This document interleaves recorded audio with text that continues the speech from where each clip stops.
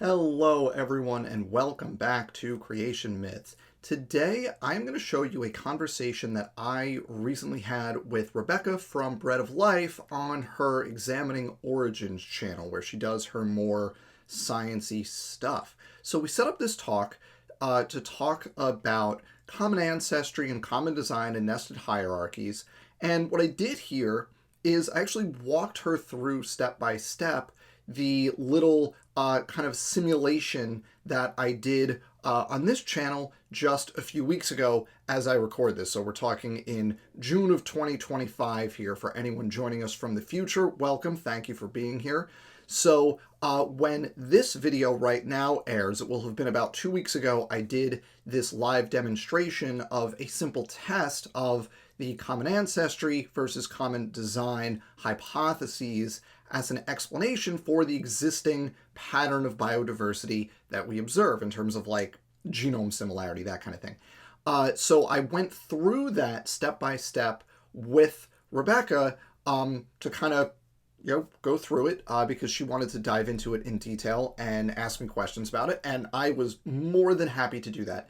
So in terms of the timing of all of this conversation that you're about to see actually was the day before that live demonstration that I did on this channel. So just FYI, that's where this all lines up. It was all happening about the same time. But I think it works. This conversation that you're about to watch works really well as a follow-up to that video, because now we have a creationist who is going through it step by step and asking me questions along the way. So I think that helps kind of clarify some aspects of the exercise. So let's get into it. Let me just show you the video, and thank you for watching. I hope you enjoy. Do nested hierarchies show good evidence for evolution? That's what we're going to be talking about tonight. Sorry, and Dr. Dan is an evolutionary biologist and a professor, and so he has a channel called Creation Myths. You can see his social media links in the chat. Welcome, Dr. Dan, and it's great to have you. Hi, thanks for having me. I'm really excited for this because we've talked about this before, but we're going to go in detail into this now because you talked about this on one of your Bring It Evolutionists Come Bring Your Best Evidence shows, and I watched that, and so we'll do a deep dive on it tonight. I'm really excited to kind of walk through this. This will be fun. Good. I'm looking forward to it too. And I'm just waiting for whatever surprises you have because I actually have no idea what we're talking about. Last time we talked about ERVs, and Right. are we going with ERVs again, or how are you going to Nope. present this to So us? the thing we're going to do tonight is basically this idea of a nested hierarchical pattern, where you could think of this as like a box and a box system, right? You have a small box, and then you have a bigger box and a bigger box. And in like evolutionary history, the idea is that the more recent common ancestry you have with something, the more stuff in your genome you're going to share with that thing. So, like, humans and chimps are going to share more than humans and gorillas, and humans and chimps and gorillas are going to share more than any monkeys, right? And all the primates will share more than the primates versus the rest of the mammals. So, it's a nested hierarchical system of similarity, or a nested hierarchical pattern of similarity. And that's an explicit prediction of the evolution model. And specifically, that's a prediction where it doesn't stop having that pattern at any point. And the reason that, like, if you were to ask me what's the single best piece of evidence for common ancestry, this observation is the answer, because this is an explicit prediction that we could directly observe just by measuring, and comparing genetic variation across all different living things. And then you can also make predictions based on what you would expect in a separate ancestry model, whether you want to call that creation, young or old Earth, or design diversity, whatever kind of model of separate ancestry you want to use. It all works out the same, where at some point that common ancestry stops happening, right?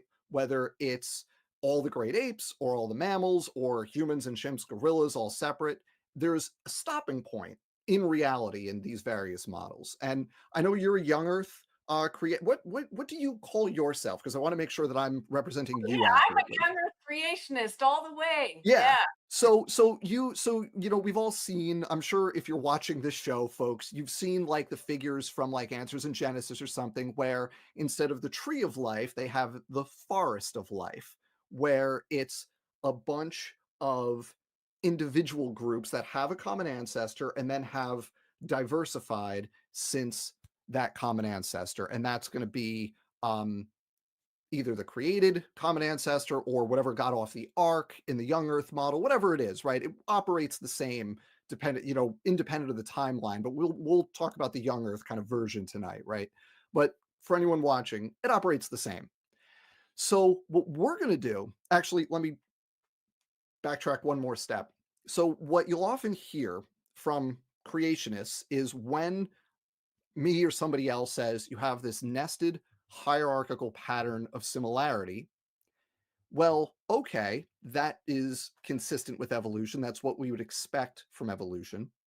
But you would also expect that pattern from creation because we wouldn't expect all those groups to be completely independent of each other at creation. We would expect the creator, the designer, whoever to have like built-in similarities. So like, sure, the human and chimp genomes are the most similar because those organisms are more similar to each other than anybody else. So you have to make the genomes match the level of similarity, right? So basically the idea is that the nested hierarchical system was preloaded, it was front loaded, and we're just observing instead of the outcome of millions of years of evolution, we're just observing the way it was set in motion at whatever point in history that was. Um, does that make sense? Is that a fair representation? Well, I think it does. Some creationists may do that, but I think it's a step too far to go and say we would expect certain type of genome in either way, that we would expect Mhm. common or that we would expect it to be totally different. Like God could basically do it however he wanted. So do you see Could what do it I'm saying? anyway. Right. So we can't really make a prediction about what to expect beyond the kind, if we get beyond the created kinds. Gotcha. Right. So we can make a prediction about what we expect to see within the kinds, but if we're bridging across, we can't really say what should be there because we don't know what the creative process or what that would have looked like, right? Is that a Right. fair? Right. Yeah. And So I'm fully admitting once you go beyond that for a creationist, I think you're actually you're going beyond what you can do scientifically. I mean, mhm, from my side of it, I admit I believe a story, right? So mhm. I believe a story about how things came to be. And I think the difference between me and you is that you also believe a story, but yours is being promoted as the scientific story of origins. And I don't think that it actually is. I think it's much more religious than people like to admit. So that's where I'm coming from. Gotcha. Okay. So let's put that. So here's let me frame this a little bit differently then, because you're right. If you're taking kind of blank slate, like what's the creationist expectation? There isn't necessarily one, right? But we're not coming at this from a blank slate. We have these genomes, we have these comparisons, we have this pattern. So I guess a better way to say it is what you will often hear in response to this is saying that pattern is what you would expect if it was preloaded that way, or if it was created with that pattern inherent to the different created kinds. We would expect to see that pattern today. So the presence or the existence of that pattern is not contradictory with separate ancestry, I think is a fair way to say it. Does that make sense? Totally. Yeah. Okay.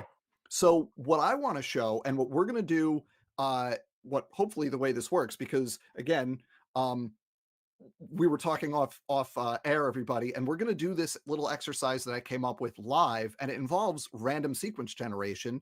So I'm going to say we're going to walk through this step by step, and I don't know what's going to happen. I have a prediction of what's going to happen, but I don't know what's going to happen because we're just generating random sequences and comparing them. So, what we're going to do here is we're going to compare these two models. We're going to say we're going to generate some very short nucleotide sequences. And the pattern of similarity we're going to do is one set is we're going to start with a perfect nested hierarchy with three kinds. And for simplicity, I'm going to use human, chimp, gorilla just because that's an easy one to conceptualize. And we all understand the relationship between the three in terms of their similarity. And some creationists consider chimps and gorillas separate. Some don't. I don't know, Rebecca, where you stand on that question, or if you have an I opinion don't on that. have a stance on that. I don't. Yeah, it's Yeah, sometimes they get separated, sometimes they get lumped together. So just out of convenience, because it's an easy one to understand, we'll use the abbreviations H, C, and G for human, chimp, gorilla. And what we're going to do, we're going to do kind of two trials. One is we're going to start where they're going to be perfectly nested in the pattern where humans and chimps are each other's closest, most similar, and then gorillas are distinct, right? And then the other one we're going to do is we're going to have we're going to simulate an evolutionary history where the three of them share a bit, then humans and chimps branch off, and then they branch off from each other. So we're going to do this by building very short, just 15 nucleotide sequences, and then mutating those sequences and seeing what we end up with. And can we construct this nested hierarchical relationship given the different starting points? So here's kind of the baseline idea here. We have a level of genetic variation both within each of these kinds and between them that we have to account for. Both models have to account for the existing variation because we could just sequence genomes and see that it's there, right? So there has to be some variation built in. In the common ancestry model, some of that variation is going to be unique to each lineage, right? It will, like, mutations will happen once they separate from each other. Some of that variation is going to occur at various times when those lineages are, it's in the common ancestor of those lineages. So some of it will occur in the common ancestor of human, chimps, and gorillas. Some of the variation accumulates in the common ancestor of humans and chimps, and then separately in gorillas. And then some of it accumulates in all three separately, right? That is just a necessity of the way evolution works. And then for the creation model, we still have to generate that level of variation, but we have to do it independently in all three because you're limited in terms of how much variation you can start with because there's only so many individuals that are getting off the ark, right, in the young earth model. So you're limited in terms of just how much variation is there. So you have to generate all of it since these different ancestors got off the ark for each kind. Is that fair? Does that make sense? totally. Yep. Cool. Okay. So let me pull up the screen, and now we can get into what we're actually going to do here, everybody. And this is, I designed this to be really simple. So anybody here wants to follow along with like a pen and paper or pull up a Word document, you can follow along and do this if you want. And I encourage you to do that because that just that's just checking my work, right? That's making sure that everything is on the up and up. You can see if you get the same results that I get. So the way we're going to do this is we're going to compare human, chimp, and gorilla for two different models. And so we're going to start with common design. And I'm using a funky font because the letters all have to be the same width in the font in order to make it easy to count. You all will see what I mean in a second. So in the we'll say common design model. Okay, we're going to start with a perfect nested hierarchy. And it's going to be this. I'm going to have to make this bigger because I'm coming from another Word document here. But here's the sequence we're going to start with. We're using human, chimp, gorilla here. And so we've got human, chimp, gorilla. And what we can see is there's 15 nucleotides in each sequence. And we're keeping this real short. In real life, when you do this kind of thing, you're using thousands of nucleotides, but we're going to do it, one short line here. So you can see that there's 5 nucleotides that they all share, right? So that would be, they were created with that level of similarity. And then there's another 5 where you can see the human and chimp share those, but the gorilla are different. And then there's 5 in each lineage that are unique to that lineage. So if you were to draw the phylogenetic tree for this, you would get a perfect nested hierarchy where you have gorillas as your outgroup, And then your other lineages is humans and chimps as what we say they're sister groups. They are each other's closest relatives, right? So this is created with the perfect nested hierarchical structure, right? So this is kind of how creationists typically respond to when we say like these nested hierarchies are strong evidence of evolution. Creationists say it was created with that structure intact, right? So here's that starting point. Now, the problem with this is we need diversity in each of these three independent lineages. You only have so many individuals getting off the ark, right? So for humans, for the H, it's Noah's sons and the wives, and that's where all the variation has to come from. So it's only so many individuals. And then for probably the other apes, it would probably be just two individuals for each kind. So we're limited in the variation there. So we have to generate more mutations in each of these three lineages. Rebecca, does this sound fair so far? Is everything okay? Completely fair. Cool. Okay, so here's the little trick we're going to do, and I'm going to explain. This is going to look weird for a second, and then I'm going to explain what we're going to do, so don't worry. So I'm going to title this, I'm just going to say generating variation. Also, should have thought through having to spell things live on air, which is always embarrassing. So here we're going to modify these sequences a little bit. We're going to take one set of three nucleotides from each of the categories where they're all the same, it's 2 and 1, and then they're all different. We're going to take one of each of those 5 and kind of put them aside and say those are not going to mutate. So that's what we're doing here with these first 3. So we have the nesting pattern preserved in those first 3. Does everyone see how that's working? Chat, Rebecca, everyone cool with that? And then N, when you have N in a DNA sequence, that just means any base, ATCG.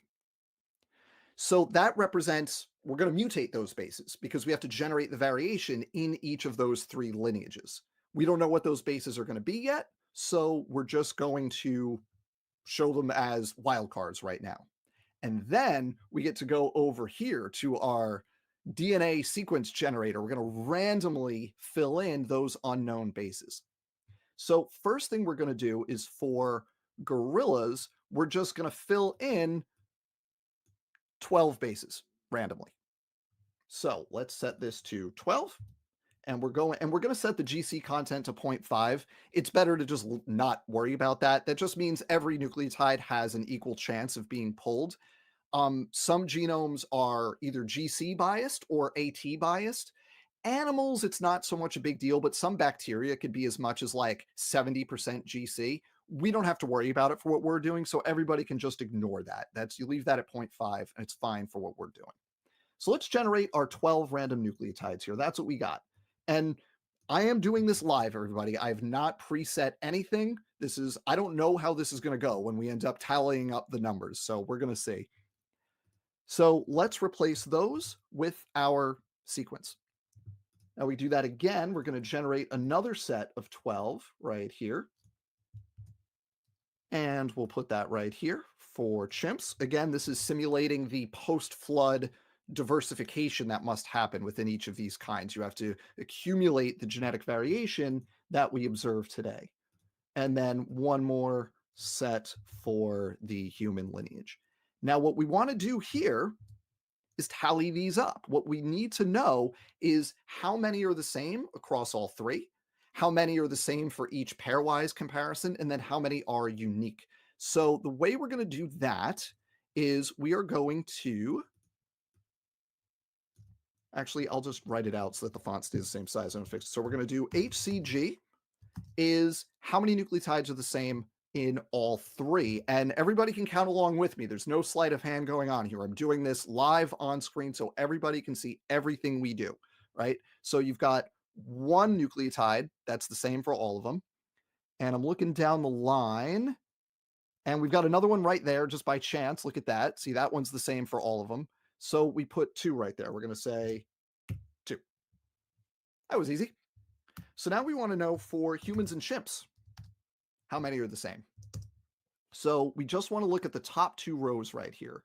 We've got 1, Oh, that one doesn't count because that's all three. So we're just looking for where it's the same for HC and different for G. So it's 1 right here, 2, 3,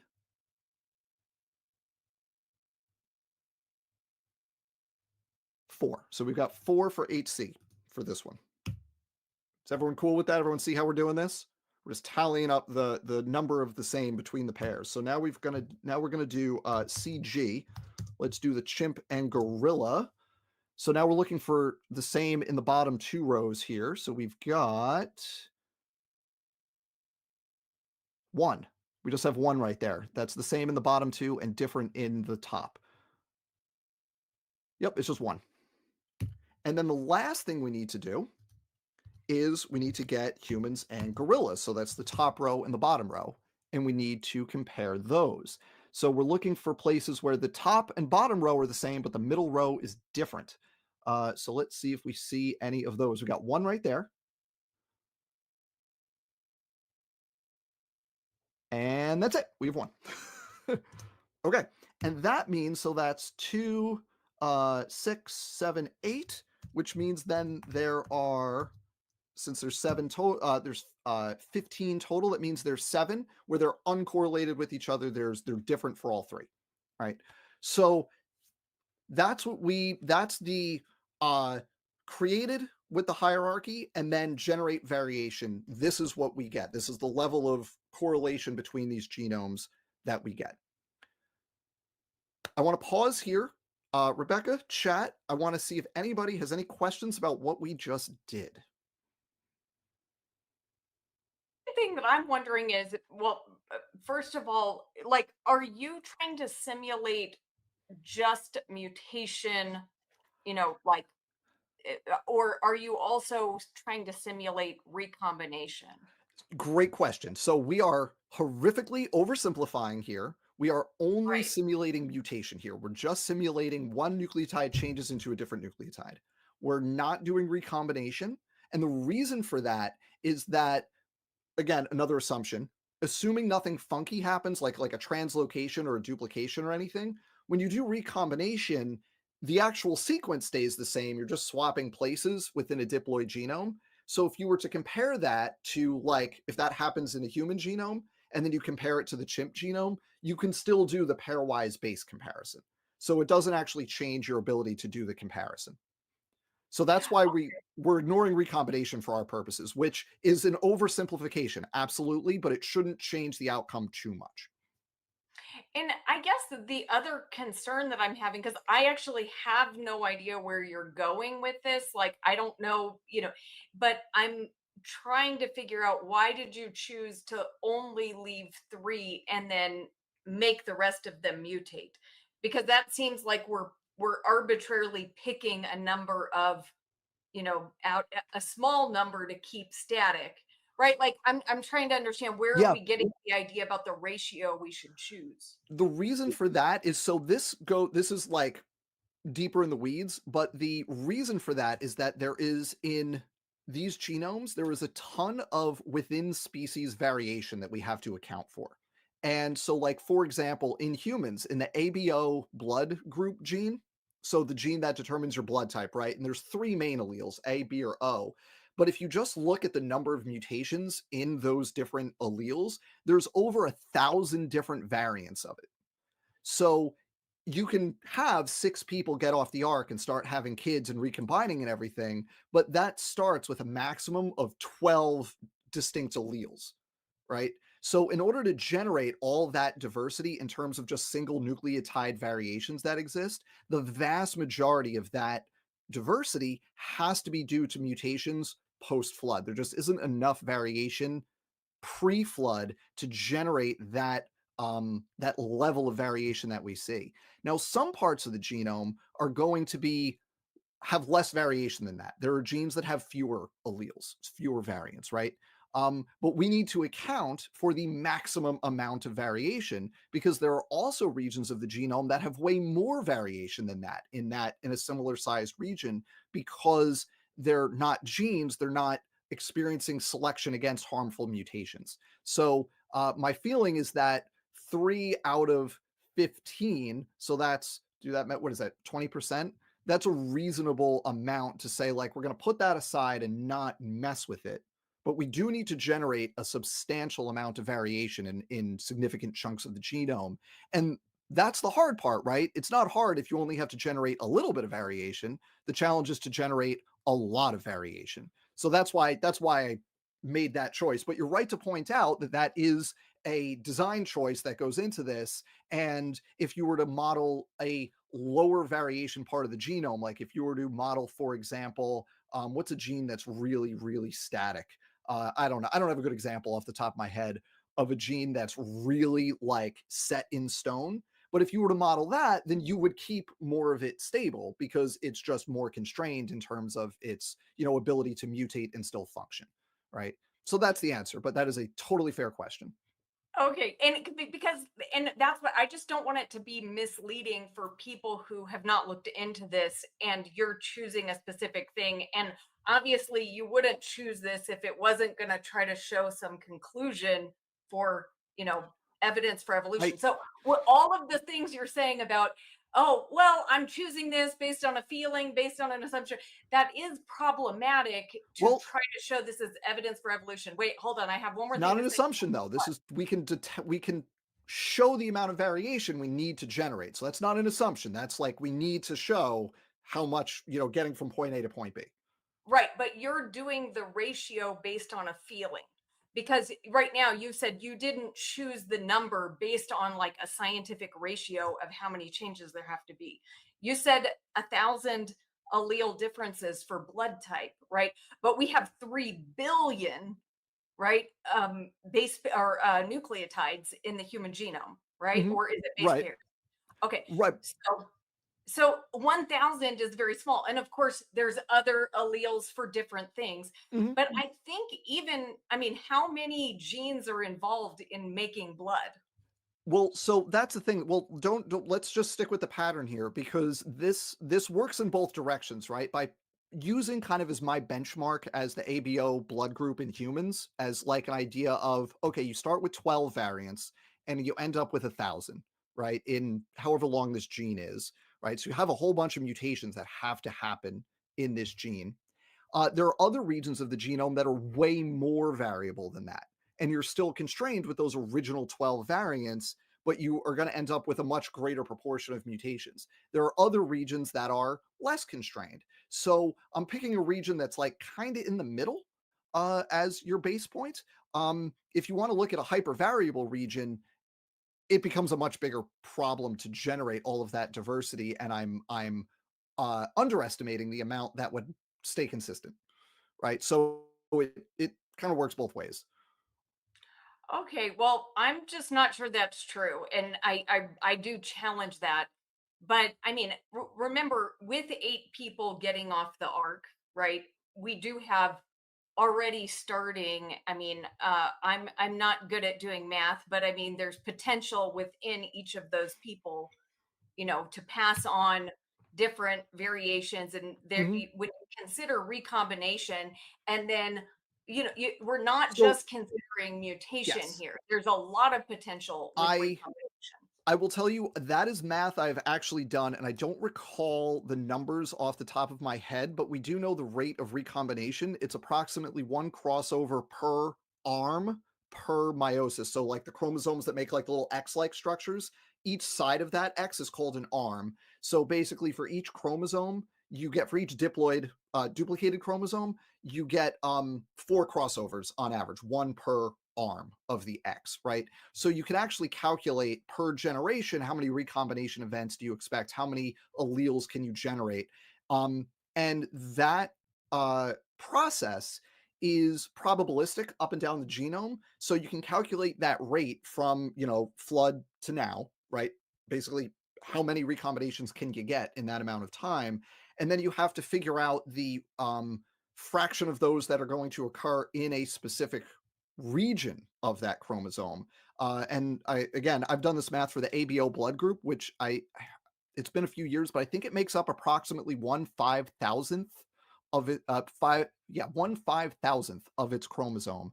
So you have to get X number of recombination events within that region times 5,000, and it becomes exponentially more recombination then can happen in the time frame that we have. But have you done the math on like recombination plus the very like the Yeah. mutations? Yeah, it Like doesn't matter how different they start with each other. You can't generate new combinations unless the recombination rate is exponentially faster than we observe it to be. And I have done that math. I actually did do, and I forget the exact numbers, but they're in my video on created heterozygosity. So yes, so you actually figured out which genes are responsible for blood type and how, how given many the given yeah, nucleotides given the size of the in those. gene, the given the size of the gene, the fraction of the chromosome, the number of variants you need to generate, yes, I've done those calculations. Yeah. Okay, well, I would like to see that because I did see your video that did that, but I don't remember you going into depth about which genes actually make up the blood type and how you got those numbers. So it's only for ABO blood group, that's an almost Mendelian trait, so it's only one gene that you have to worry about. There's one gene, so two alleles per person for ABO. And then the positive negative, that's a separate gene. We don't have to worry about that. But for that one, so I did the math for one gene basically. And the numbers I'm using here are conservative given the math that I actually have done. Okay, sorry, one last question on that. Where did you derive your mutation rate for that? So I got that from the NCBI database. I just pulled like just how many variants are there. And no, I mean the mutation rate. Like, how do you know in what time period certain mutations would be able to happen? Like, Oh, you what's the oh, mutation rate for oh, that? Do you see what I'm I saying? it doesn't matter for the calculations that I'm talking about, it doesn't matter. We start with the time frame and say we have, 4,400 years and you have to go from 12 to 1,000. So the mutation rate, we let the data tell me what the mutation rate is basically. Okay, so what Right. what would be the mutation rate? I didn't calculate the mutation rate. I only calculated the recombination rate that would be required. Okay, so then that's leaving out something really important, which is even creationists know that mutations do happen. Yeah, We well, don't that's think what we're that they showing. Yeah, create exactly. we don't think that they create new genes We're in not we're not organisms. creating new genes. We're not creating anything new here. We're just generating variants of whatever was built in. We're not creating anything new here. Yeah, no, I Yeah. know, but I'm trying to respond to the thing about you calculated that there's not enough time to get all the blood variants. Only But via recombination. I only yeah, said there's not enough right, time via recombination, right. to be So clear. you weren't calculating in any I mutations. was And so specifically I'm saying you would saying, need mutations. Yeah. right, of course. Yeah. And Okay. so Yeah. That's it. there's no problem with having mutations, right? Like, Yeah, no, I'm not saying this breaks anything. I'm not saying this is a problem. I'm just all we're caring about tonight is the pattern of similarity that we get when the mutations are happening in separate lineages versus in lineages that at some point in their history share common ancestry. okay, That's it. It's just the pattern that matters. It doesn't matter if it like what the effects are. We're just that doesn't matter for tonight. It's just the pattern. okay. So let's do the other half. Let's do the second half of this where we want to model common ancestry now because we have uh, our starting point designed with a perfect nested hierarchy, and then we have to generate the variation and we see what that pattern of similarity looks like, right? And I will tell you if we're not going to go into like phylogenetic software and like do this, but if you were to make this tree, the word you would use for this is you would say this would not resolve well. Because you have these numbers are all too similar to be able to say which thing branches off before which other thing. So you'd get something called a polytomy, which is where you get three branch points from the same node, from the same, like you have an ancestor, and then it splits three ways instead of two and one, is what would happen here. So now what we're going to do is we're going to generate our sequences for the common ancestry model. And the way we're going to do this is we're going to say, okay, for part of the human chimp gorilla history, they share a common ancestor, which means whatever mutations happen, they're going to share those in their past, right? So we're going to take our HCG again. This is going to be, now we'll go to the next page for this. Do a clean page. We'll do common ancestry model. I can spell. Okay, so now we're going to do H, C, and G. We're going to get our 3 sequences again, but this time we're going to do it like this. We're going to generate 15, and we're going to say this is going to be the gorilla sequence here. Okay, so we're going to generate our gorilla DNA sequence, 15 nucleotides. Now, for part of that evolutionary history, and it's not exactly, a third, a third, a third, but we're going to break it up a third, a third, a third. It's like 6-ish million years, and then like 10 to 12, and then with orangutans, it's somewhere in 15 to 20. We're going to use a third, a third, a third to just make it easier for us, which is, again, it's not super perfectly, but for our purposes, it'll work. So we're going to take 5 of these, and we're just going to put them on the chimp and the human lineage, because that right there represents their shared evolutionary history. Those 5 nucleotides, whatever they are, those mutations, they occurred in the common ancestor of all 3. So we have those there. Then gorillas diverge. This is, so we're in the evolutionary hypothesis, gorillas diverge. So that means we're going to keep these sequences. These 10 are going to be unique to gorilla. We're not going to carry those over, because gorillas are now their own lineage, but humans and chimps are still together.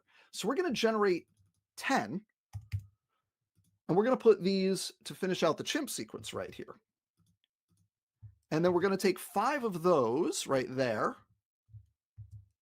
and we're going to put them right there, because humans and chimps are going to share a common ancestor for part of their history, separate from gorillas. So they're not independently generating variation in the human and chimp lineages. They're generating variation in the common ancestor. And then, of course, they diverge from each other. So we need 5 more nucleotides for the human. So now we have this, and we're going to do the same counting up that we did before. So we want to do HCG, we want to do human chimp, we want to do chimp gorilla, and we want to do human gorilla, and then none. We want to see how many are unique to each of these lineages. So for human chimp gorilla, we get, I did put a colon up there, so let's be consistent. So we've got 1, 2, 3, 4, 5, and then this one, 6, and that's it. So we've got 6 right there. For human and chimp, so we're looking at the top 2 rows. We can ignore the first 5 because they're shared by all of them. So we've got 1, can't use this one. We've got 2, 3, 4 right there, and then nothing. So we've got 4, and then chimp gorilla. So we just want to look at these 2 rows here. We have 1 right there. Right, the CC is the same, but the T is different. Okay, so that's 1. And then we want human and gorilla. So we're looking for same top and bottom, but different in the middle. And I don't see any of those. That's a funny coincidence. That was also the case in the previous example. Yeah, I don't see any of those. TAAC. Oh, no, there it is. CC. We got 1 right there. The CGC. So that's same in human and gorilla, but different in chimp. So we get 1 there. And then that's 10, 11, 12, which means there are going to be 3 that are uncorrelated among the 3 lineages. They're independent for all 3 of them. Okay, so that's our tally there. Now, you can't make any conclusions with a sample size of 1, right? You can see that there's a difference in the pattern, right? In this simulation, there's way more that are uncorrelated here than here. And you could see that 2, 4, 1, 1, that's a range of 3, right? 1 to 4 similarities across your comparisons here. Here, it's 1, 1, 4, 6. So you get a wider range. And human and chimp obviously stand out. Human, chimp, gorilla, and then human chimp stand out compared to chimp, gorilla, or human gorilla. Now, again, we can't draw any conclusions from such a small data set. So I did this a bunch of times the other day. So I did this 6 times the other day. And that I actually can show. So I'm going to switch this over to PowerPoint. Ta-da! So here are the raw data from when I did this exact thing 6 times. So you've got common design, common ancestry, exact same comparisons we just did, human, chimp, gorilla, human, chimp, chimp, gorilla, human, gorilla, and unique. And you can see there's a lot of variation in each trial because these are small numbers and we're generating sequences randomly. So sometimes you get 3 chimp gorilla, sometimes you get 0, right? Sometimes you get 8, sometimes you get 5, 6, 7, 1, 2, 4, right? There's all different numbers. And then down here for common ancestry, same thing, right? So, 5, 7, 6, 4, 2, 3, 0, 4 right here, 2, 1. There's a lot of variation in these, but we can pool them together into a larger data set. So you can look at this column on the right to get a more robust data set. It's still, not that many, but we did it 6 times, which is more than once each. We could sit here if you want and do it 6 more times, but I think that would be tedious for everybody, Rebecca. But I did the exact same thing we just did a bunch of times, and these are the results we got. When we do this, it's much easier to understand this if we graph it. So here is the graph, and on the y-axis is just the number of identical bases. And then for your comparisons, common design in red, common ancestry in blue, you could see that the human chimp gorilla and human chimp have way more in the common ancestry model, and then the other ones are pretty much the same. For common design, unique is the winner. And then I will tell you that if you were to do statistics on this, given the sample size, these are all not going to be statistically significantly different from each other. So these are the data. And the important thing is we can extract from these phylogenetic trees. And remember, the whole point here is we're trying to see which of these models will generate the actual observed pattern of similarity, right? So before I go any further, I want to just pause, chat. Rebecca, questions. How do we feel? Does everyone follow the steps that I just did? Are we okay? I mean, I'm okay, but I'm waiting to see how this is a scientific evidence for evolution, because what I see is that you picked randomly. You did not do it with any like scientific ratio. You didn't do it with any scientific numbers. I mean, was there a reason you picked 5, that you gave 5, like what was the Yeah, reason that you picked your numbers when you did I the I looked up the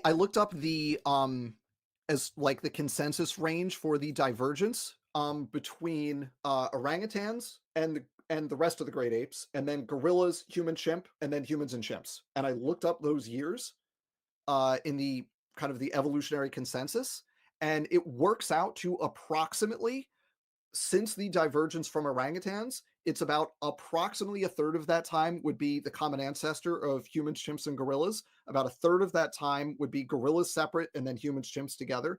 And a third of that time would be all 3 of them separately. So that's why I did 555. It's based on what we've calculated with much more robust comparisons.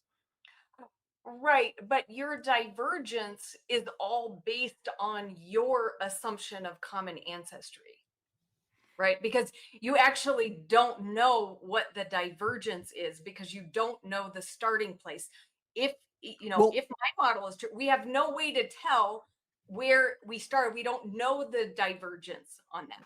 Well, here's my point with all this is that in order to get the pattern we observe, which is a nested hierarchy, right, where it's A and then B and C together, right? In order to get that pattern, the best way you're going to get that at creation is by starting with that pattern.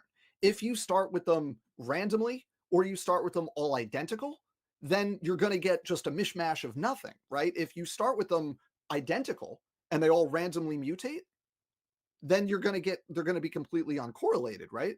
So what I'm trying to do with my starting point is take the common design argument, which is you hear a lot of creationists, and like literally I made this argument in a video, and Rob Stadler and James Torr responded by saying they could have been created with that pattern built in, right? So I'm saying, okay, let's take that at face value. Let's start with that pattern perfectly and go from there.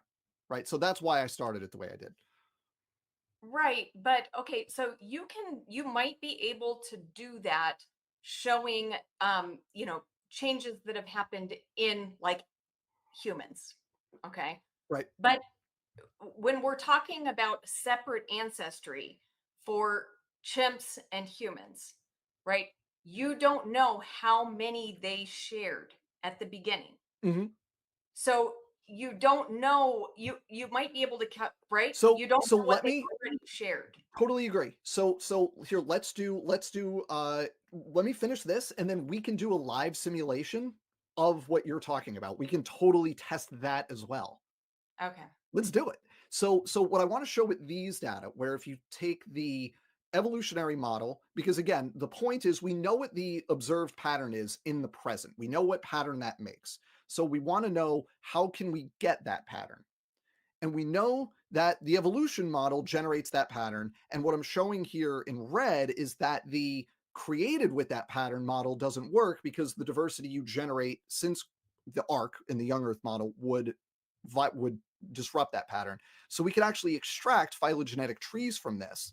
And what you see here is because you share so many mutations in all three, and then in specifically humans and chimps, what we get here is this, where you have the common ancestor of all three is the root of the tree. And then you have this branch that's humans and chimps. They share a whole lot of variation. The gorillas are off on their own. In red, most of the variation is going to be unique to each lineage. And there's so little where we can say there's this much in humans, chimps versus that much in chimps, gorillas, that you can't make an assignment of which one branched off first. So that results in a tree topology. The word is tree topology. It just means the branching pattern. You get a branching pattern like this, which is called polytomy. It's a three-way branch, which says you don't know what the pattern is. And the point is, you don't get a nested hierarchy in the separate creation common design model that you need to get, because this is what the real data look like, right? This is when you do these comparisons, you get this pattern. Even when you create it with that pattern, you lose that pattern over time due to the mutations that are accumulating independently in each lineage.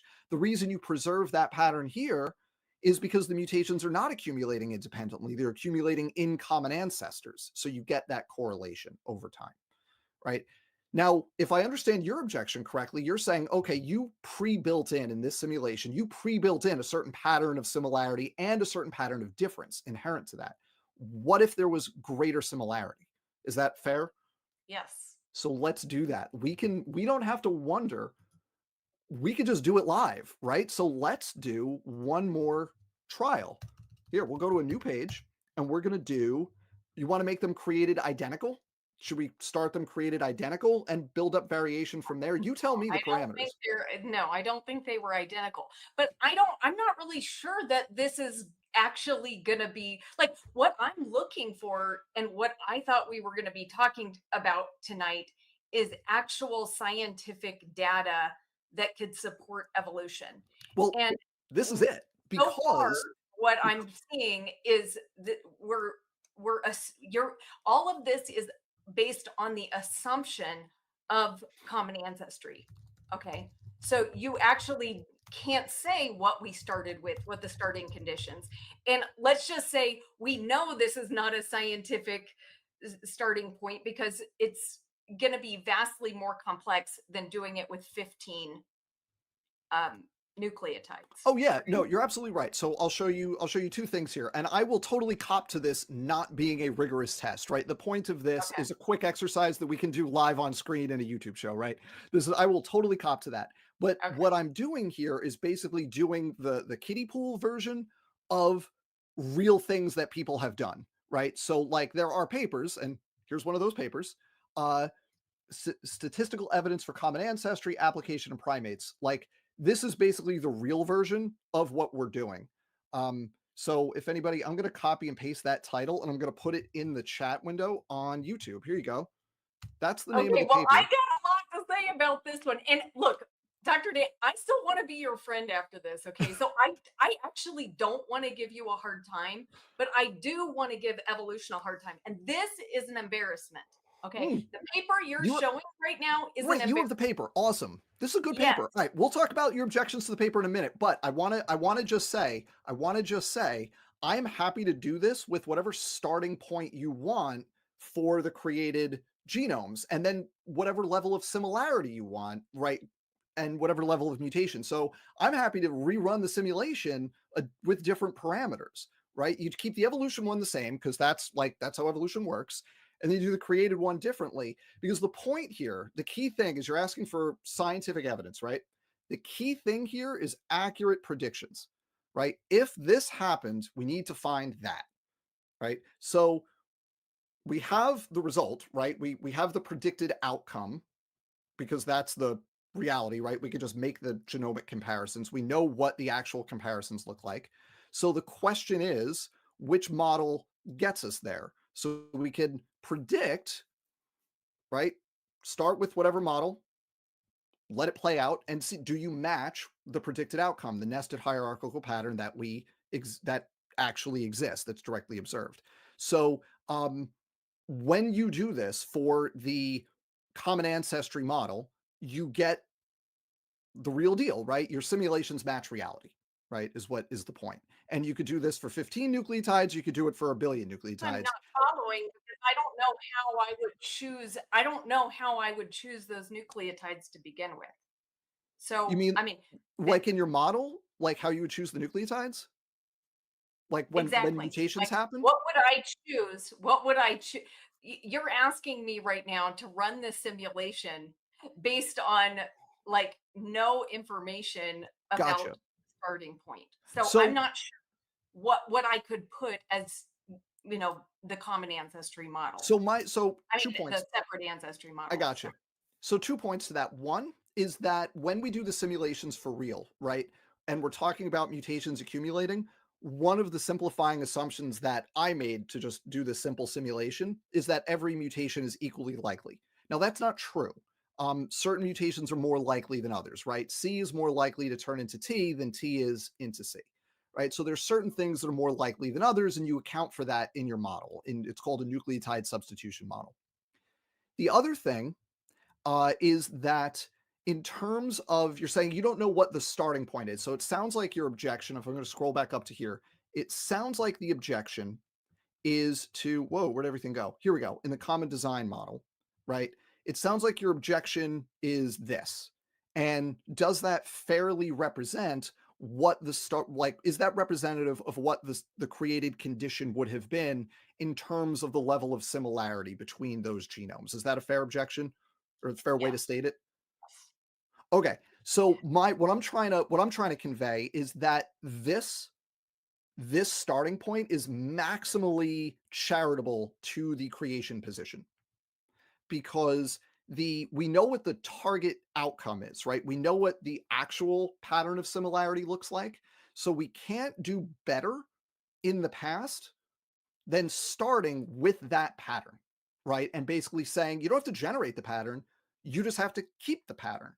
If you start with any other pattern of similarity, and whether you're looking at 15 nucleotides or, 3 billion, if you start with any other pattern of similarity, you're going to end up further from the actual observed pattern in the present just because your starting point is different from that, right? So my point here is starting with this is as charitable as you can be. And then we talked about this before. Why is it 3?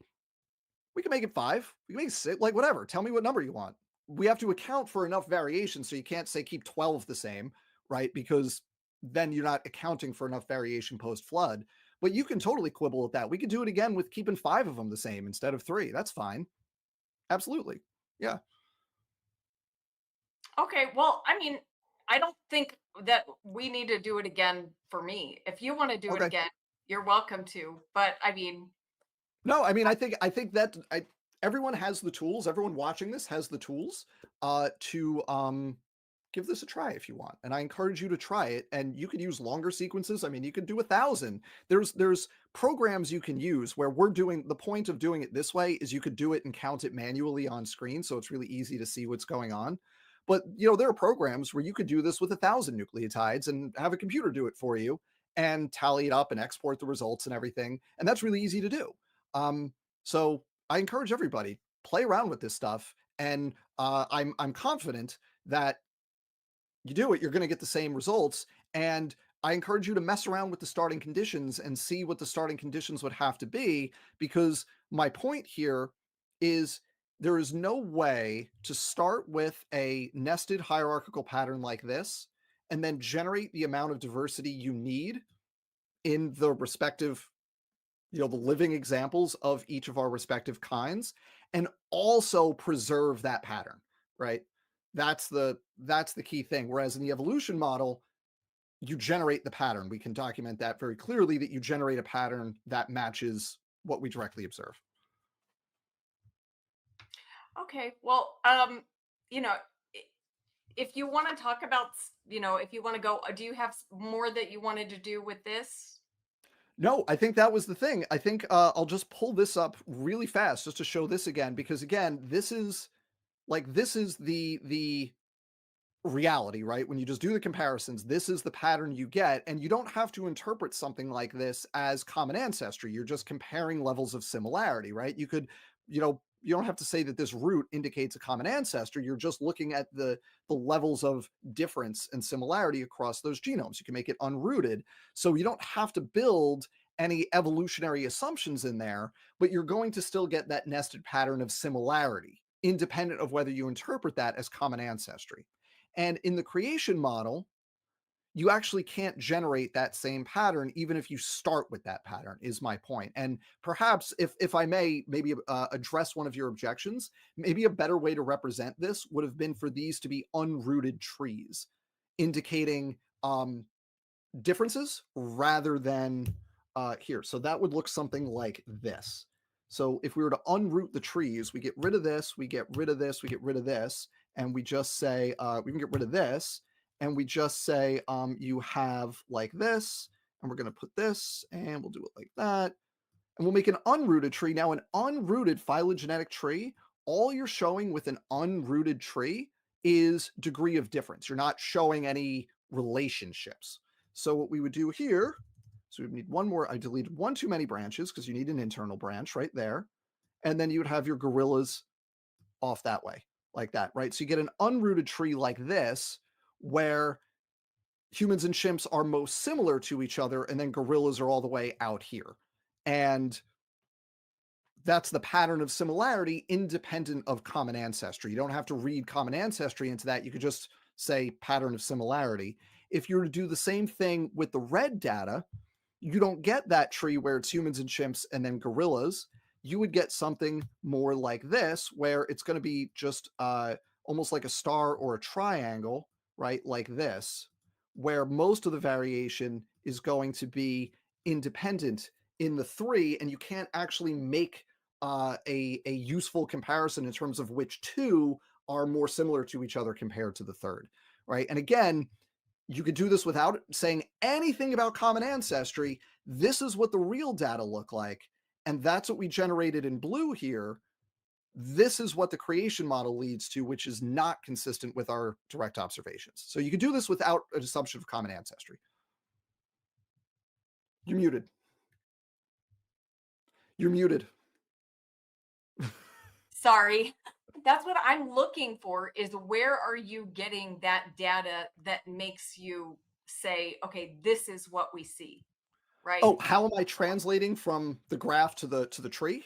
No, I'm what I'm looking for is the real numbers, Oh, right? the actual Not the phylogenies here. I not the can 15, Yeah, oh, nucleus. I can show you that real fast. Give me one sec. I'll show you real data, because again, we can agree we don't have to worry about common ancestry here. We can just look at a pattern of similarity, right?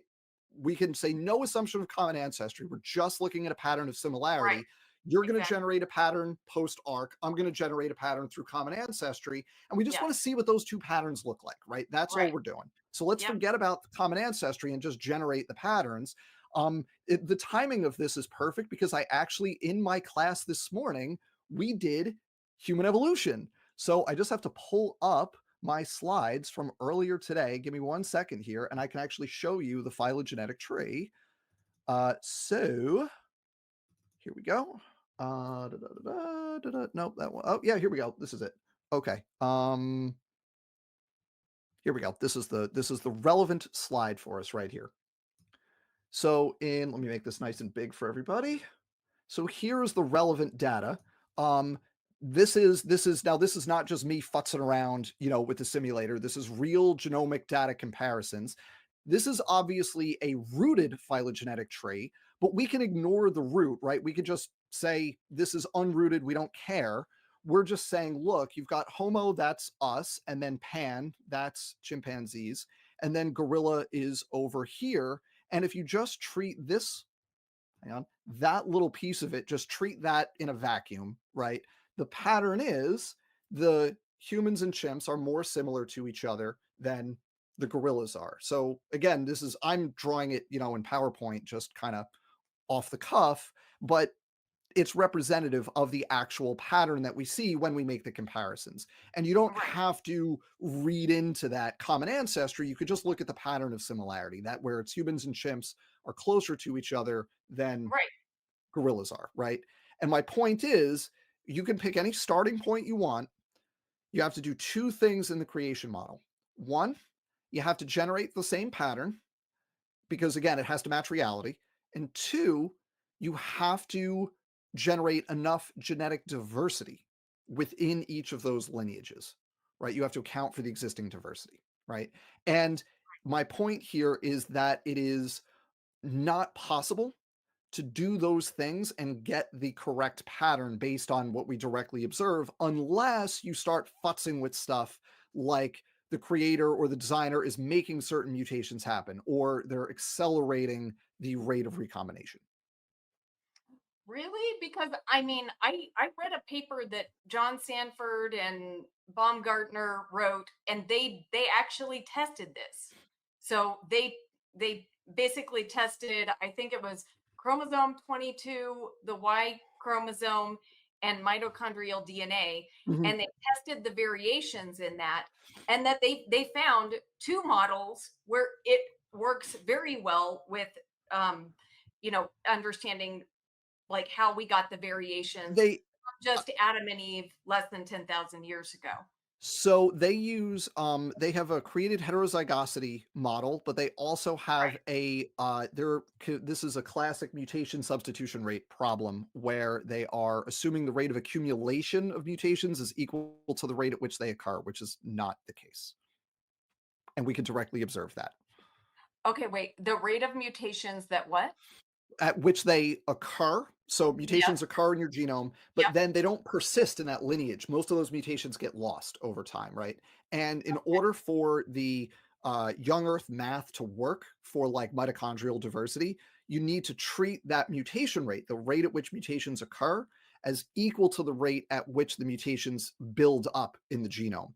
And in order for that to happen, there needs to be no natural selection operating. And we can directly document that there is. So that doesn't work.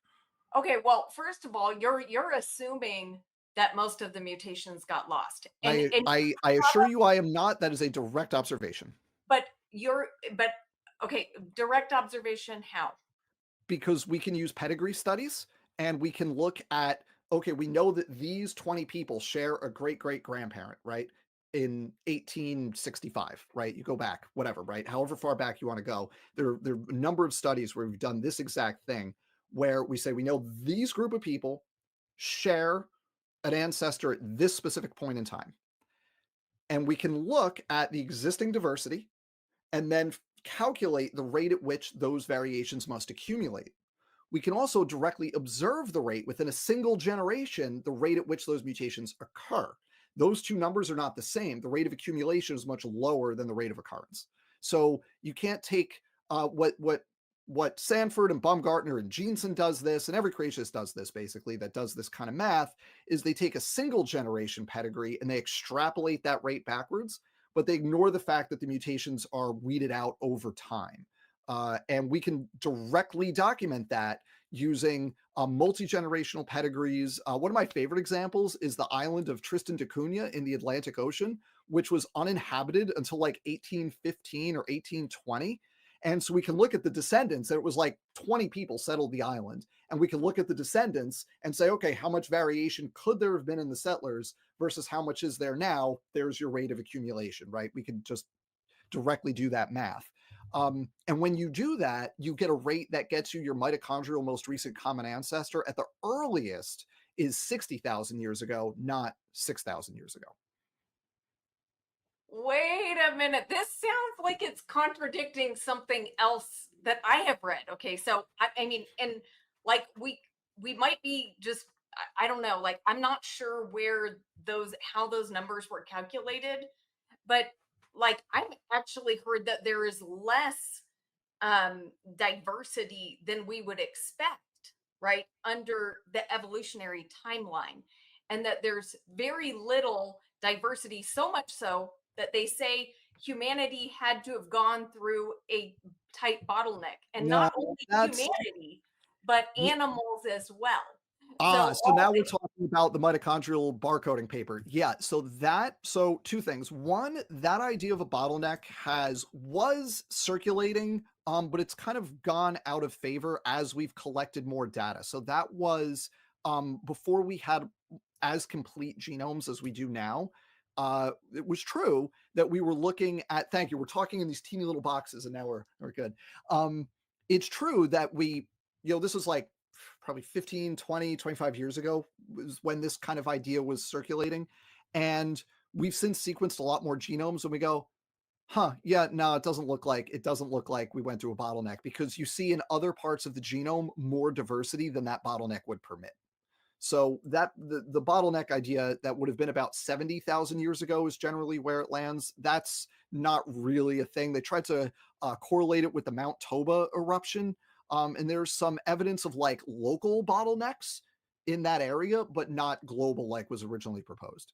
Yeah, and then the other thing with that paper, so that's the famous mitochondrial. Why should mitochondria define a species paper about mitochondrial barcoding, and there's so many problems with that paper, but the big takeaway with the interpretation of that paper is conflating the concept of a most recent common ancestor with a bottleneck. And I actually have an illustration in those same slides.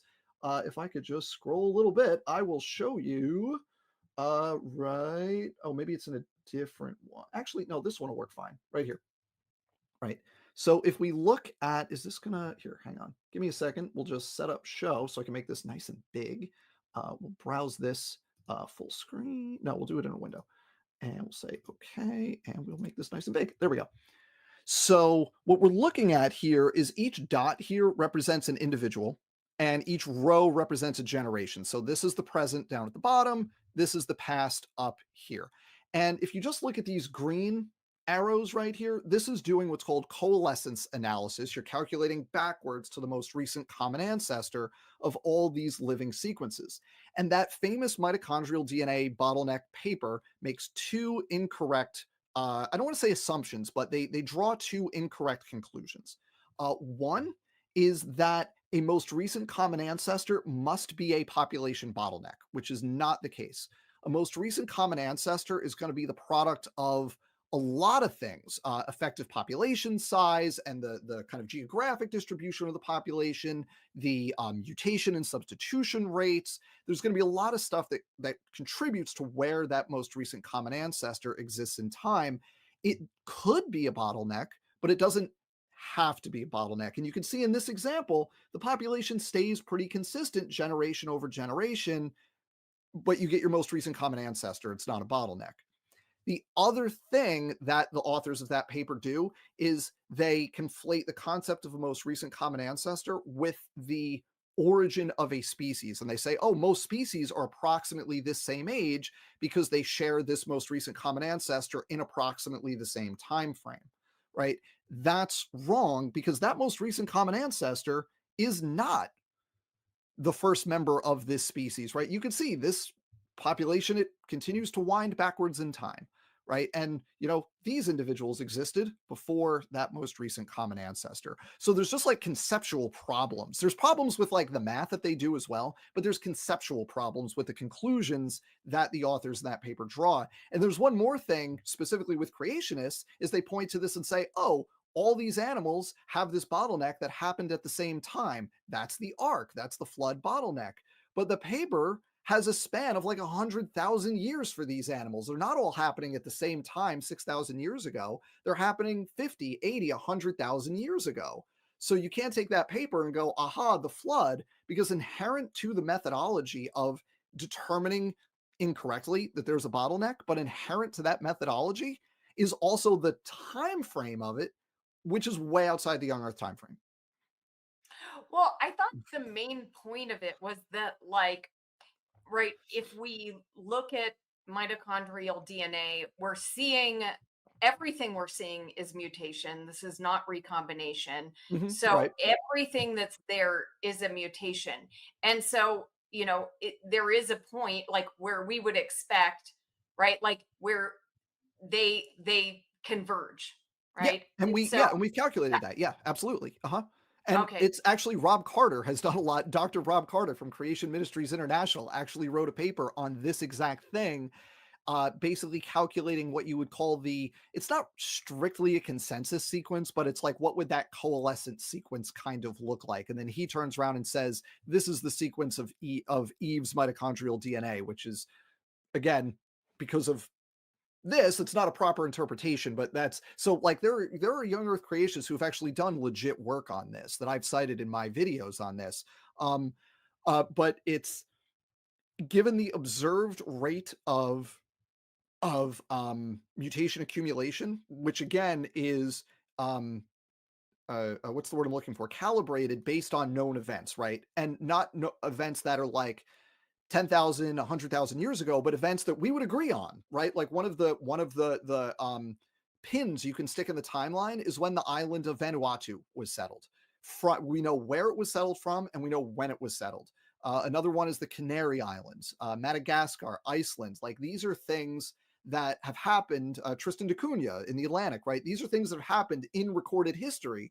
So you and I agree on when these islands were settled. Like we know when it happened. We were there, right? We were there, and we can just then calculate, looking at the diversity, what that rate of accumulation is, and then take everybody and look at that diversity and say, okay, let's apply that rate globally.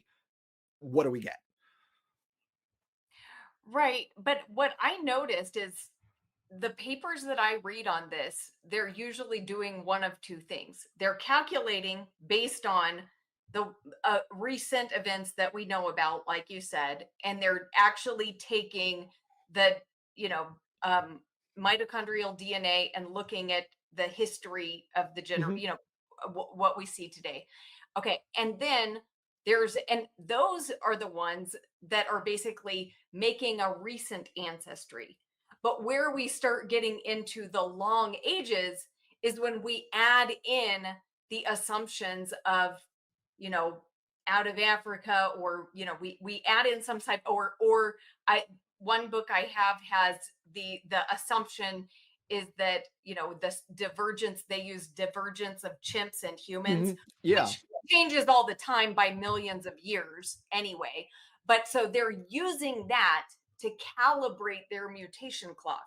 And so that's what I'm having a problem with, I that's gotcha. why you have to be careful about the mutation rates, because you have to see, are they calculated based on actual things that we can document, or are they based Yes. on assumptions? So the answer Okay. is they are based on actual things we can document. And this paper is a prime example of that. And I've actually done calculations based on the supplemental data for this paper, comparing direct observations with like the rate proposed by Dr. Nathaniel Jeanson. So this is called Correcting for Purifying Selection and Improved Human Mitochondrial Clock. And basically what they showed is that by calibrating the rate of substitution, the rate of mutation accumulation to known events in human history, they use Vanuatu and the Canary Islands as two of the recent ones. You get, and I'll put this title in chat for everybody, folks. You can follow along.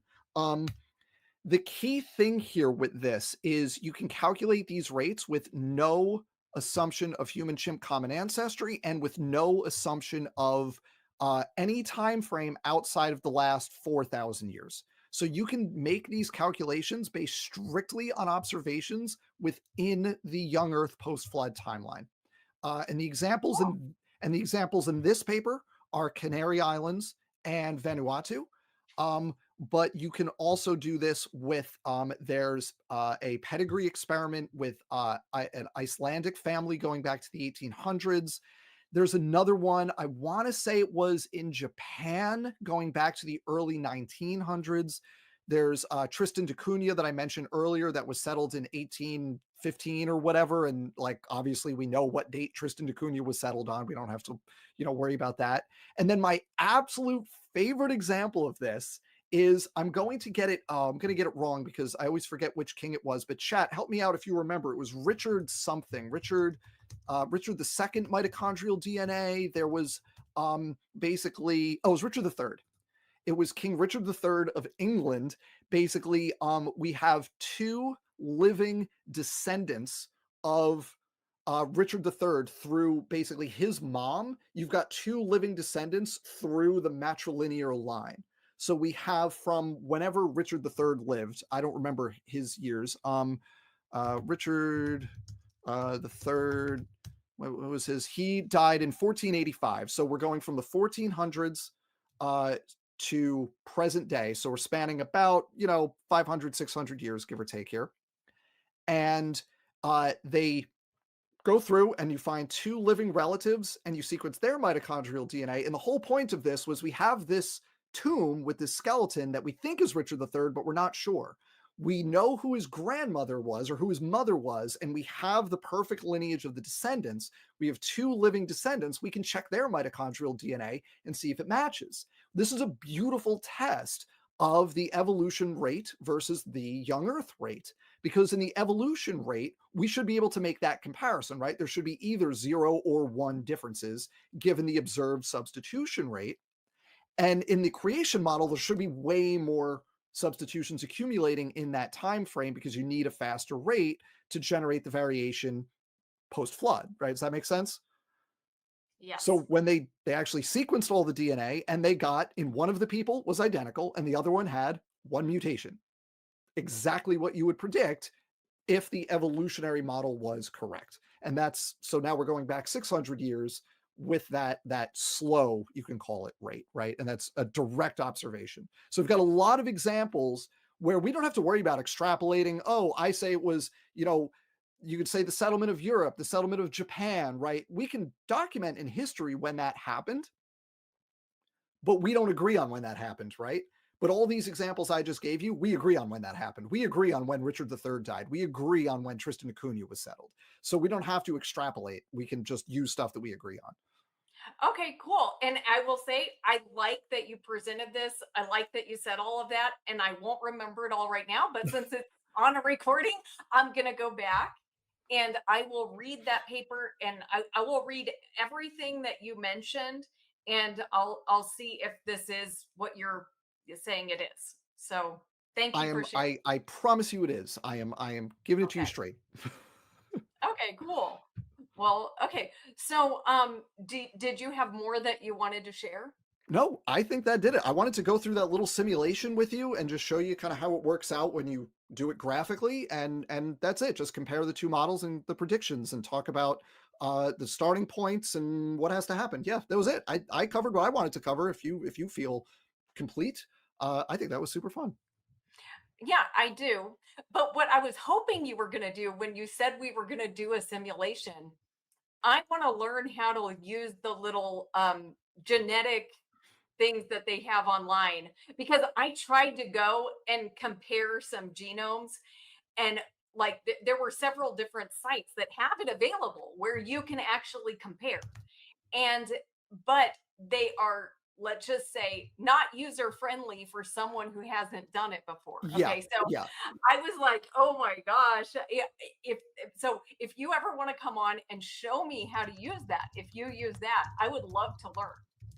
So Yeah, I would be so you would we can talk offline, email me and we can tell me okay. what tools you want to do. And if it's stuff that I'm familiar with, I would be happy to sit down and kind of go through it and just kind of like futz around with it. Yeah, I mean, I love this stuff. This is part of my PhD dissertation was doing simulations for codon bias and saying like, if this force is driving codon bias, what do we get? Versus if the relative mutation rates were different, what do we get? Right. So yeah, I would be if it's tools that I'm familiar with, I would be happy to do that. That would be super awesome.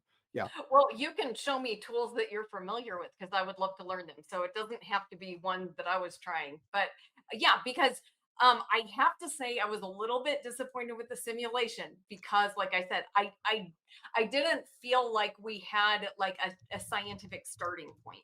But I understand what you were trying to do. But like what I'm looking for is like hard evidence, Yeah. you know, So it's and that obviously primate that's paper. not that.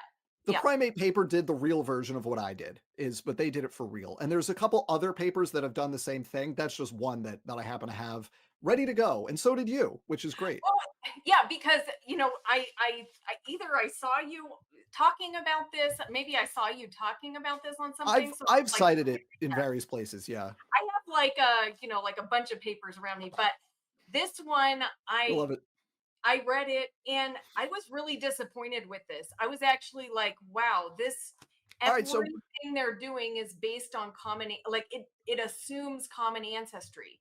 So it's like I didn't get well, anything out of this. I still read it because but I felt like I was wasting my time the whole time.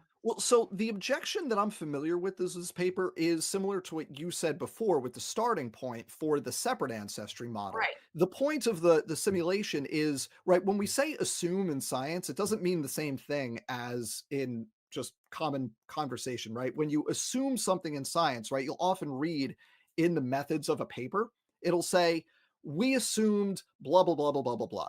And what that means is saying we're hypothesizing this and then we're going to get data and we're going to see if that's actually appropriate, right? We're assuming common ancestry and let's see what pattern we get. We'll assume separate ancestry and see what pattern we get. And then the question is, how well do those derived patterns match the observed pattern, right?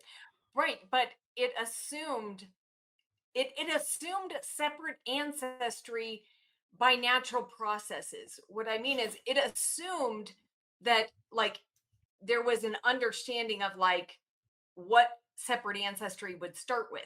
And now this is understandable if you're trying to make a model for only natural Well, processes. But it well, doesn't make sense if you're working with someone like me who believes God created, right? So right, but the paper for me is meaningless because it's not actually you know addressing the issue. It's not making a fair comparison. so the point though I think there is it's saying natural processes since separate answer. It's not the paper's not making a judgment call of how you got your separate. It's just saying we're assuming at the starting point separate ancestry. They're not saying young Earth, old Earth, God, whoever. Right? They're not taking a position there. They're just saying they start separate, and then you have to have natural populations, natural processes operating since then, which depending on your flavor of creationism may or may not be a reasonable thing to propose, right? So I think it's reasonable to say you have a starting point, you have natural processes operating the way we observe them, as opposed to you have a starting point that's created in some way, doesn't matter how, doesn't matter. You get your starting point, and then if you have creative or design intervention as you go, now it's an untestable idea. So Yeah. And right, I'm not so saying that. okay, Yeah, I'm cool. not So saying that. No, yeah, I'm not so saying that. But what I'm saying is, how do you get your starting point for separate ancestry? What are you assuming to begin with for separate ancestry? Like, what's the starting point for the separate ancestry? right, Is and it in my no ant like is it no you know what I mean how what's much diversity? Well, we how many genes are similar can and this is what I think it's actually basically assuming it's not going to have any genes similar, right? oh, Like I it's didn't do assuming that. I started similar. I didn't do that though. I started similar. So you can have a simulation where they're completely uncorrelated with each other at creation. And I agree that such a thing is not necessarily representative of some creation, right? It depends on the creation model and it depends on the part of the genome. So there's, for example, papers looking at this, because let me make the full statement so everyone's following. Typically, the way creationists describe this is well, they were going to be created hierarchically, with similarity because a designer or a creator is going to reuse similar things to do similar functions. So the level of physiological or morphological similarity is going to be correlated with the level of genetic similarity at creation, right? That works for some parts of the genome, and in my simulation, modeling like a highly functional part of the genome where you have to start with that specific pattern. But there's lots of the genome that's unconstrained where there isn't a good functional reason to make them have that hierarchical pattern at creation. That would essentially be a deceptive creator doing that. And I don't want to get into the position of whether that's a valid thing in a model or not, but there's large parts of the genome that we can document where it just doesn't matter what the bases are. So functionally, morphologically, physiologically, at creation, we don't have a reason to think they would be correlated, right? And you can make them correlated or not, but we don't have a reason to think one way or the other. Well, but I think what you're saying, you're assuming that certain parts of the genome, now, while they may be unconstrained now, it it doesn't mean that they did not have a purpose at the beginning. It doesn't even mean that they don't have a purpose now. It means we still have undiscovered, we don't, there's still a lot about our genomes that we don't know. Well, So I think now we're okay. getting into the junk DNA thing, and there's so we don't have to worry about function though. We can just talk about constraint, right? We can directly measure that only 8% of the genome experiences purifying selection, which is to say selection to keep the sequence the same.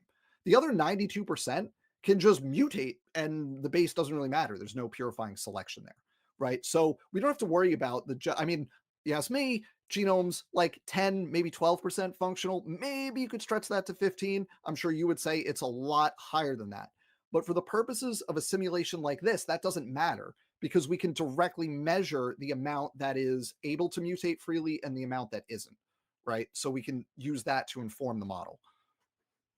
But are you saying, because let's just say something is used in like development in the womb or Mhm. something like that. But now when we look at it, we don't see that it's doing anything. But it was essential back then.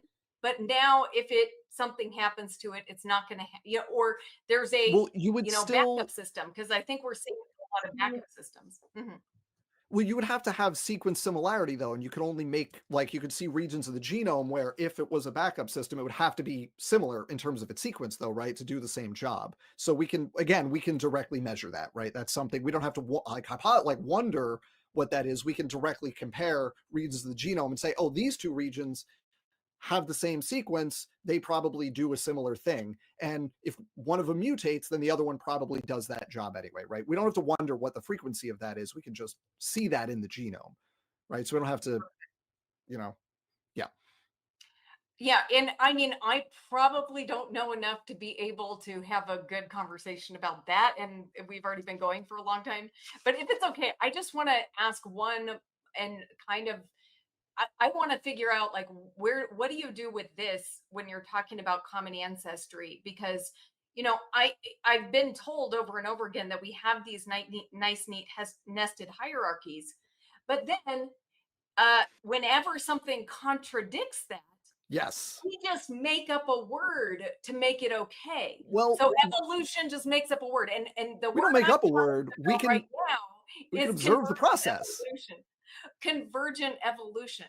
So what I mean is, like, if it's a nice neat tree where it's all going, then why do we have convergent evolution everywhere? And for people who are not familiar with this term, is when we have something the same in, an organism Yeah. that's not supposed to be on the same tree, not supposed to be on the same branch. But it ends up similar. Yeah. Yes. So a lot of that genetically is this phenomenon called parallel evolution, where you have two populations or two species or whatever that are experiencing the same selective pressure, and they end up. The phrase you use is they're sampling sequence space, right? Mutations are happening just randomly, or I like the word probabilistically, right? Mutations are just happening, and because those two entities, population, species, whatever they are, those two different things are experiencing the same stress in the environment, right? The same resource scarcity, the same exposure to the same environment, whatever it is, the same mutations are beneficial in each one of them. they're not, the environment is not causing the same mutations to happen, right? It's not like a continuous environmental tracking thing. It's not a purposeful thing. It's just this species tries out a whole bunch of mutations, right? They just happen. And that one, number 54 out of 100, tends to work correctly, right? That one gives us a trait that is beneficial in that scenario. This other species experiences 100 mutations. And wouldn't you know it, number 11 is the same as number 54 over there, and that's beneficial in that population as well. So those are the lineages that survive, that have that same mutation. Now, they have that mutation not via common ancestry, but via convergence. They arrived at the same thing via two different evolutionary lineages. And we see this, for example, in antibiotic resistance, where you'll often see the exact same type of resistance evolve in different hospitals or in different countries or in different continents, but you'll see the same types of resistance appearing in both places. And it's due to this phenomenon of parallel evolution, where it's the exact same mutations are beneficial in these different lineages. So they are selected for without having a common ancestor that shares that mutation.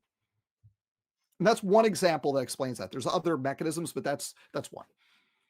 Okay, but do you realize that you made up another word to make convergent evolution okay? Would you I agree mean, that that's a directly observed. I'm not making evolution, up words though. That's a directly observed mechanism.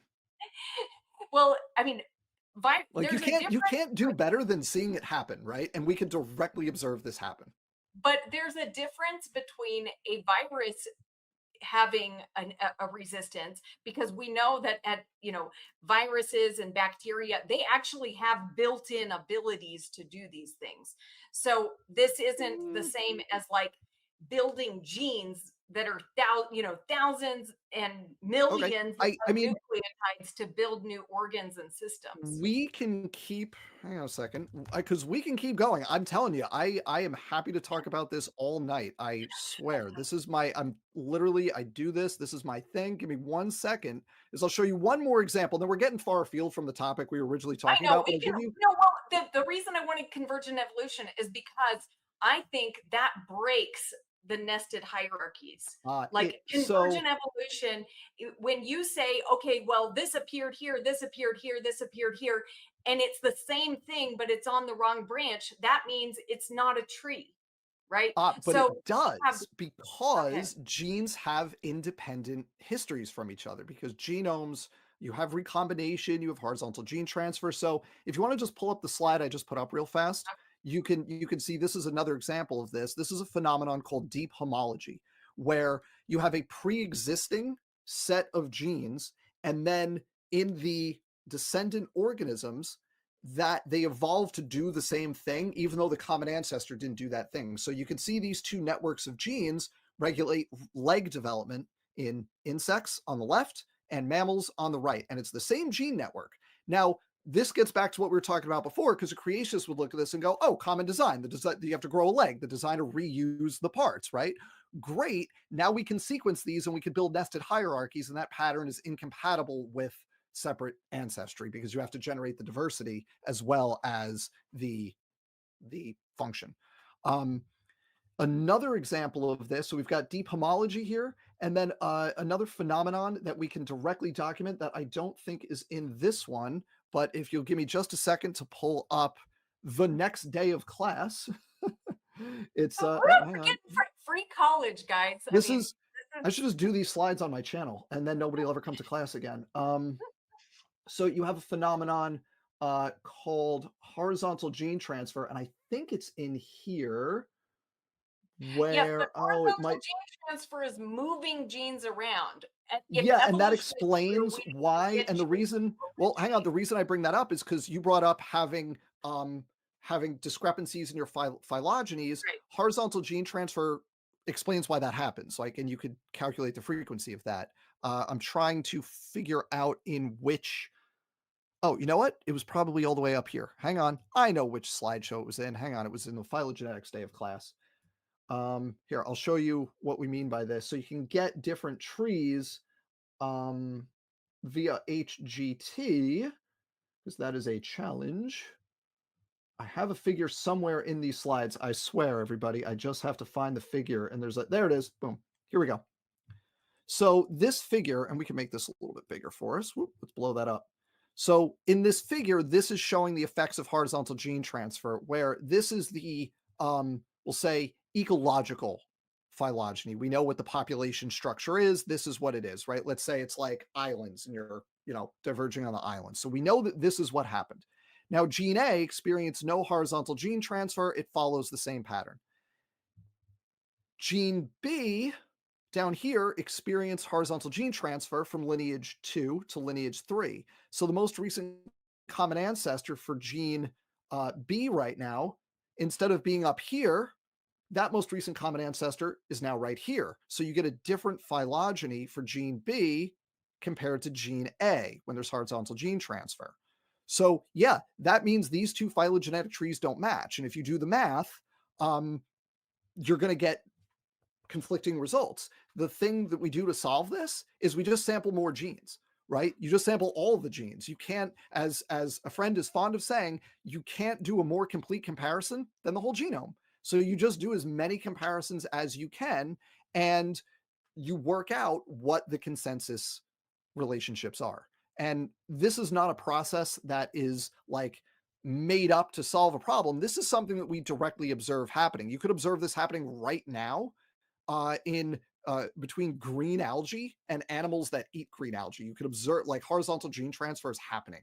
So that explains the discrepancies Okay, but I mean, in like, part. so are you saying that, like, let's say, echolocation evolving in dolphins and bats, is that because of horizontal gene transfer? That's probably convergence. That's actually probably convergence where you have environments where your eyes are not well adapted for that environment, and it's more using audio, oral communication and Mhm. sensory reception is better. Um, and so you have convergent evolution due to similar selective pressures in the same way that you have convergent evolution for the same shape across all marine animals, whether they're sharks, whether they're tuna, dolphins, whales, seals, penguins, right? If you have to move underwater efficiently, you're going to have the same body shape. And echolocation is probably a similar example to that, where it's not going to be genetically identical. But I bet there's deep homology there where the underlying sensory processes involved are the same. I don't know that that's the case, but vision, for example, is all eyes share deep homology across all animals. The specific proteins that do the photoreception, they're all in this family called opsins, which is part of a larger family of G protein coupled receptors. And I bet you would find a similar level of similarity if you were to look at echolocation, but it's definitely convergence because the common ancestor didn't have it, right? Well, maybe we can do another whole show on that if you're We can do a whole willing. If thing. We just keep you're going. You sure you don't want to keep? We can just keep going for another really, 3 hours. We could just go through every. Yeah. I mean, look, I would like to do that, but I mean, I know you No, I probably have. think I think we can have specific topics. I'm happy to Yeah. just do more topics. Yeah, let's do it. That sounds great. Awesome. Do we have time to put up a couple of comments or do we need to go Let's put ahead up and some wrap comments. Let's it put up some up? Okay, comments. Then we'll great. call it a I, night. Yeah. I don't see any questions here, guys. So, but let's see. I'll just say hi to some people that are in the chat. Gutsy Gibbon says the echolocation is not genetically identical if memory serves, convergent in function, not phylogenetically confounding. Michael says, Dan, you are a saint. Wow, really? Thank you. Cool. Nice. Um, let's Twist see. twist my arm. Make Dan, you want to come on and talk about your favorite thing? Yeah, twist my arm. Yeah, totally. Like it's oh man, it's terrible, Rebecca. This is awful. How dare you? Holly says, I can't believe I caught you live again. And let's see. So Kip Davis is here. Cool. Kip And Davis. Yanni Renton. These are some of these people are new. I've never seen Good them work. before. Hi. DBK. Do you know these people? I don't know most of these people, Well, but y'all, that's okay. I'm I so know glad some you of guys these are people. here. You're very I know a welcome. bunch of And people. it's great to see Erica here. That's really cool. And of course, my buddy Sal. I love Sal. Sal is awesome. Wait, hang Uh, on. Show that again. What did Sal say? I missed I just saw that he was here. I didn't see the comment. Hi, oh, Sal. Sal said a recording of my talk at Evolution 2025 will be released I'll watch around it. July 1st. I'll be Now, watching it. See it. I want to give credit to you, Dr. Dan, because I heard you tell Sal, why don't you come to an evolution Go to a conference? conference. Go. They're And not gonna no because what you always hear is, oh, creationists, we don't get a fair shake. We can't get our foot in the door. They won't let us come. And I said, go. They'll love to have you. Go. Do your thing. Go. Bring it. And yeah, there and you he go. did Told you. it. I'm so glad you told him to do that. That was great. And then Yeah, I think Dr. I Jill, want to see Jeanson and Carter. I want to see everybody at the evolution conferences. You wanna like do it? Come on, do it for real. Yeah. all right, let's do it. I don't have any credentials, so I don't think they'd let me do it, but hey, I could show up. Joel. Okay. What's up, Yeah. Joel?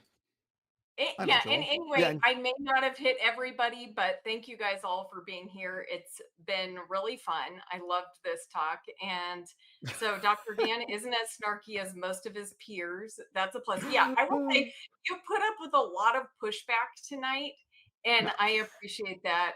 Like I feel like, you know, You it no, was Rebecca, you should see the comment section on my videos. Are you kidding? You're nice. all right, good. Well, thanks again so much for taking your time to do this. It's truly it's wonderful thing to have somebody who knows their stuff on evolution on. So, and I will look at that stuff, I'll read it and I'll get back to you on that. And So, we can talk about it down the road. all right, sounds good. Okay, good night everybody. Thanks for watching. So that was our conversation. Thank you to Rebecca for having me on. I thought that was a lot of fun, and I thought it was good. I hope everybody enjoyed watching. Please remember, before you go, to hit like, subscribe, leave a comment, share this video, do the things. Thanks again, everybody. Have a good one. Don't get fooled.